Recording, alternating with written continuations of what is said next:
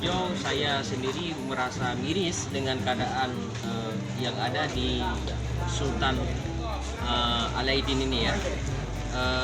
Makamnya dan segala prasarana pendukung ini sangat memprihatinkan.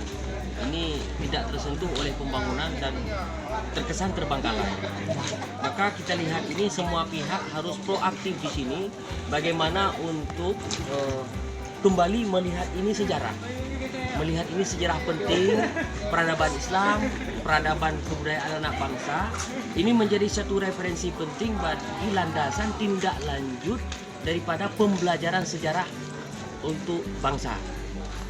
Nah, ini saya juga menghimbau kepada tokoh masyarakat di sini bagaimana terus mengupayakan agar fondasi sejarah ini digali, sehingga akan timbul nanti suatu pembuktian konkret secara komprehensif, dan itu akan dibungkus dengan aturan dan regulasi, sehingga itu bisa memicu percepatan pembangunannya.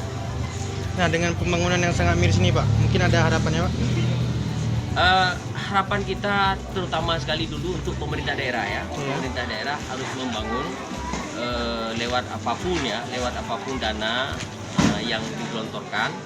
Kemudian untuk pemerintah pusat juga tidak berdiam diri, bagaimana ini melihat sejarah, melihat keadaan ini, meskipun sejarahnya belum konkret didapatkan, tapi dengan pembuktian dengan kepercayaan publik, masa di Berlak dan di Aceh ini sudah percaya bahwa ini kuburannya Sultan, ini tentu harus direspon oleh pusat. Oke, baik Pak.